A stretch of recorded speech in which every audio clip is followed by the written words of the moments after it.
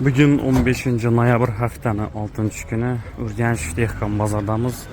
Bugungi sanaga göre dollar 1.195.000 so'm bo'lib turibdi. Qiziqi o'tgan kuni 1.190 edi.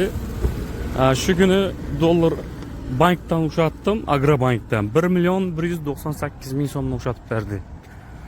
Shu uchun hurmatli kuzatuvchilar, qo'lda ushatganlaringiz yaxshimi yo bankda ushatganlaringiz yaxshimi?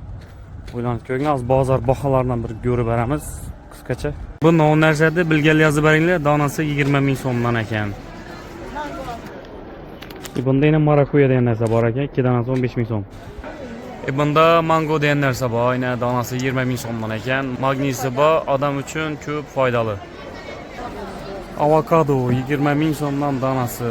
Ayol kishilar uchun ayniqsa dim foydali deb turibdilar.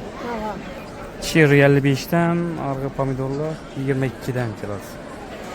Bunda oltin kivi bor ekan, so'si sal boshqacha deydi. Donasi 25.000 so'mdan ekan.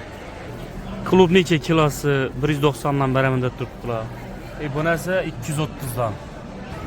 Keyin shaftoli degan narsani topib beramiz deb turibdilar. Shaftoli 50.000 so'mdan ekan bir donasi. Obuna bo'lib bir dona like bosamiz.